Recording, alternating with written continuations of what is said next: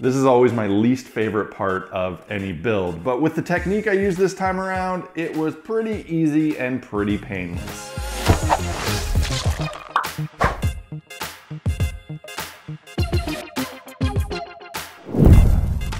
Hey guys, welcome back to Blackmagic Craft. Today we are going to continue on our little Tudor house build here, and I'm going to tackle the shingles. This is the most annoying part of any build, and there's a ton of different ways that you can do it. There's a lot of different ways to slice shingles.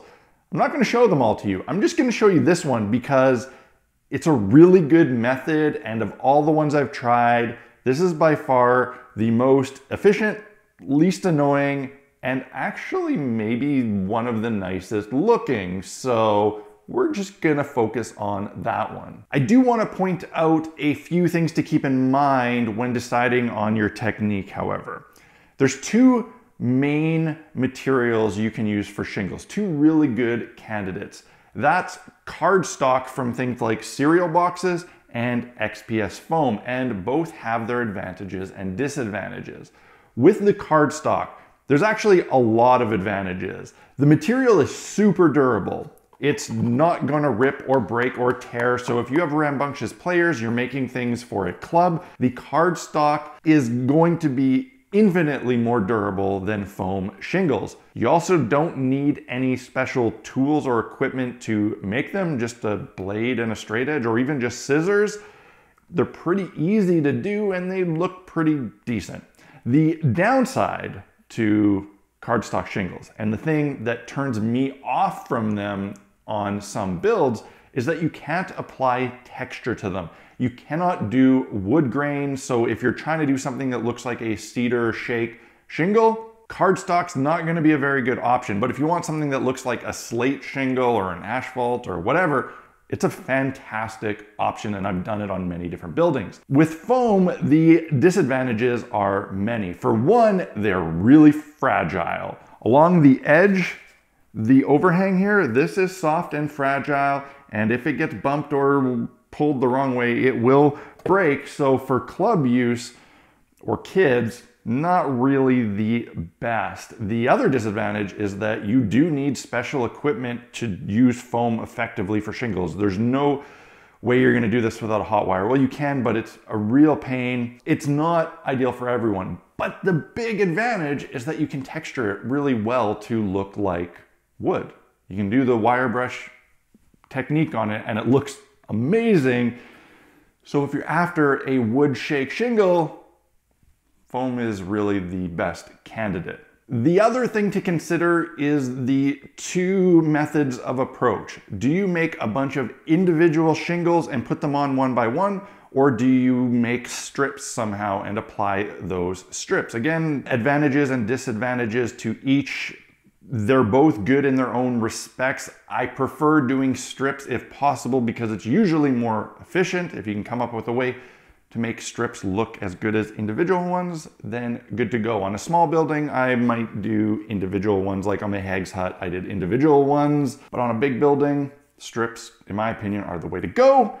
And the method I used on this build is a really efficient and easy way to do the strips. It looks awesome, so let's make some shingles.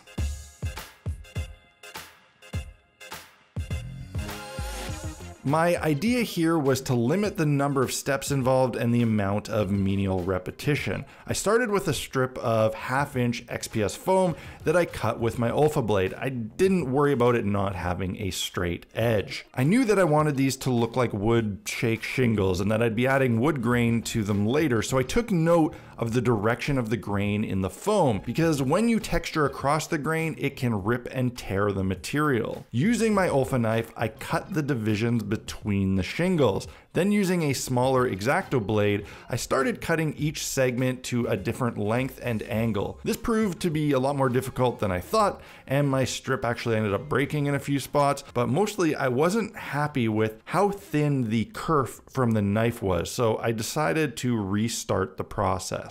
This time around, I did the same thing but used my Proxxon hot wire table. This made a slightly wider kerf that would give more definition to the shingles, and it allowed me to cut the length and angles as I went. The hot wire also slightly cauterizes the foam, making what will end up being a very fragile piece slightly stronger.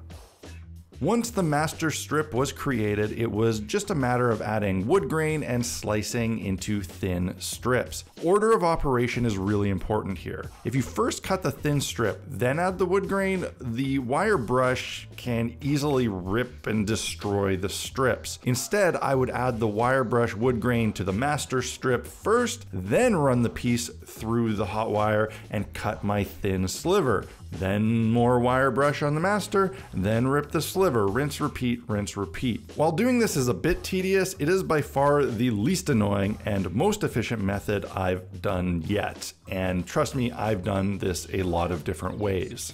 When making the strips, you want them to be as thin as possible. Think in the area of 1 millimeter as a target.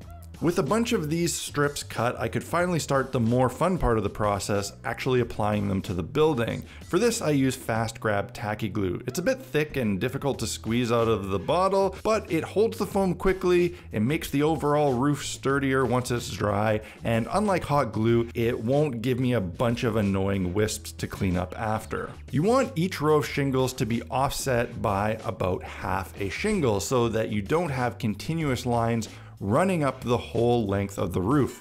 I find that with foam, it's best to place the strip first, let it overhang the roof, then slice off the excess. When overlapping, you also want to make sure you don't leave too much of the previous row exposed. In general, you want about 2/3 of the lower row covered. It can be tempting to overlap less to make the process go quicker and use less strips, but if you want the final result to look really good, it's important to execute some patience and willpower here. I like to work on both sides of the roof at the same time, doing a few strips on one side, then jumping over to the other. My single 1/2 inch thick master strip made enough strips of shingles to do about half of each side of the roof, or the equivalent of one full side. I had to make a second one, but keep in mind here that I used 1/2 inch material because that's what I had on hand. If I had used 1 inch thick material to make my master strip, that would have meant that I could have gotten the entire building's worth of shingles from one master. I would have only needed to do the master shape carving once for the whole project, which would have been very efficient as that's the step that takes the longest and is the most difficult. You want to make sure you have your shingles running right up to the ridgeline, all showing the same amount of overlap. You don't want the last row to show a full face of shingle. That will just look super weird and wrong. Essentially, you need to end with about a 1/2 height strip. I like to run the last strip wild, and then using a very sharp brand new X-Acto, I cut off the excess at the top. To complete the install, ridge caps are required. These need to be done with overlapping individual shingles. I created one plain master strip that I textured with the wire brush. Then I ripped it into a very thin sliver that I then cut into individual square shingles. It's important that the strip be thin enough that you can fold them in half and create an L shape that rides the ridge of the roof. For this, I do begrudgingly switch to hot glue because even Fast Grab tacky glue doesn't hold these quickly enough to stop them from popping up as you work.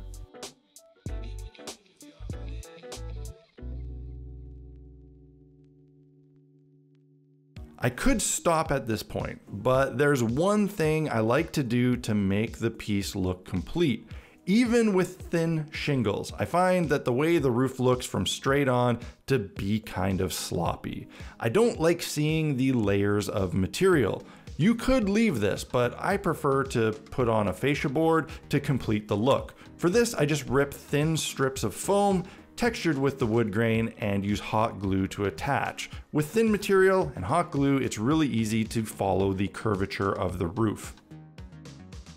As I said, there are so many ways you can approach this task.